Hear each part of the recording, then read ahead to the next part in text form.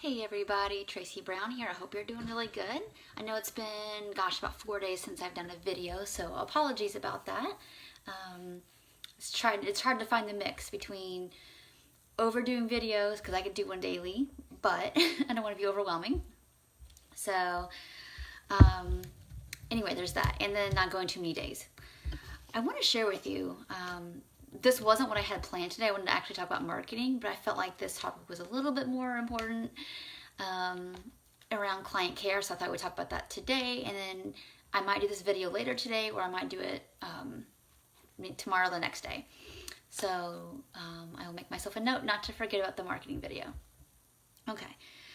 It's really, really important that, I know that we're always kind of walking this rope of not getting too much into our client stories sometimes, and I always used to struggle with that, thinking, well, why can't I really be right in there with my clients? And I started to recognize over time that sometimes people draw us into emotion, and I'm not saying this in a way to be disrespectful, but get pulled into their stories, because sometimes that's looping on the story and the drama is a way to actually not resolve it. But there are definitely some times that we want to honestly rage and cry and be really joyful, and obviously it needs to be authentic, but to really join in what our clients are feeling and experiencing. And so this happened to me yesterday, and I wanted to jump on live right after that call, but I couldn't because of some family stuff. But I'll just share the story with you, so this might be helpful too. So I have a young client. She's 17, almost 18, and she struggles with one of the bigger things underneath the eating issue is self-worth. She's had some developmental struggles and some learning struggles, and of course that has made the standard way of learning a little bit more of a challenge for her, so more work. And so she's got that, and there's probably a natural comparison, of course, if you're in that situation with your peers. Also, she's had some family stuff, some peer stuff, and so you can see the pressures mounting about being different and the struggles of feeling all that. Top it off, she comes from what she considers to be parents who are really, really brilliant. So she mentioned, yes, they're really smart, and I feel like there's something wrong with me because I'm not so smart. And what was the icebreaker? What was the last straw this past couple weeks is that her current therapist that she built a lot of strong relationship and bond with is leaving the area. So it's feeling like what's the point? Why keep trying? And a lot of those old thoughts crept back in around not only struggles with food and body, but just in being here. And you'll hear that sometimes, that our clients have, not that they're going to harm themselves, but this existential angst of and that's where they're actually in quite a bit of, I definitely call that a, not a dissociation, but a, what's the point, why bother collapse?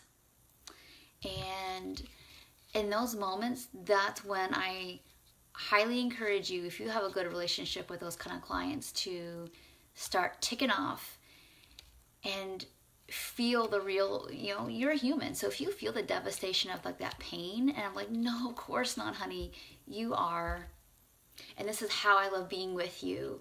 And what ended up happening when you reveal it to your parents and to your therapist, you don't want to be here, and what did they say? And you jump on that bandwagon of no, we would rather you be here than if you never went to college and you lived at home your whole life, because you mean that much to us and we love you. And I personally am not afraid to use that language, which is what I did, and we probably spent half of the session just reaffirming, you don't need to be or do anything to be lovable. Don't be afraid to do that. I do that with adult clients. I've done that with clients who are in their 70s. Don't be afraid to be really affirming to their humanness and their right to exist without earning things, without getting thinner, without having perfect food. They don't need to accomplish anything, quote unquote, in this world that the world thinks is so valuable and special. There is nothing that a person needs to do. So I want you to remember that when you're in your sessions, and this goes for us too, that we have moments where we're feeling like, let's say a client leaves your work and you feel like you got fired, whatever. You're going to feel that deflation too, where it's like, oh, what did I do wrong? And if I just would have said this right, or maybe they would have moved faster. Again, of course we do training, of course we do supervision to learn, like maybe if there were some things that could have been more helpful, but sometimes it's just not the right fit, not the right readiness, not the right timing, and you did exactly what you needed to do. Maybe you needed to be really direct about a client's, they're on the edge of needing treatment here, or I know you want to hear me say that, weight loss is possible, but I don't know that it is right now. I know that could be hard to hear, and they might not like it, and they might not stay with you. That doesn't mean that you did the wrong thing or that you messed up. It's just not right timing, right fit, right whatever. And it can shake us. But remember that you are, whether it's you or your clients, is at the end of the day, we're not going to be able to earn that deep down lovability from the world or from other people that we would like to sometimes, to make us feel like we're okay. And so if you're struggling with any of that, make sure that you reach out to people, or you have a source that you can draw from that helps you regain your footing. If it's your clients, be that rock for them, and don't be afraid to be emotional. I was in tears in that session, and I wanted to share that realness with you, if that's sometimes what helps people stay on track and keep going, and not need to reach for food, whether it's restricting or overeating, whatever it is they're doing, to try to to make that their number one go-to. So those of you watching live, thank you for watching live. I really appreciate it. I'm just now kind of wrapping things up, but please go back to the beginning and watch it.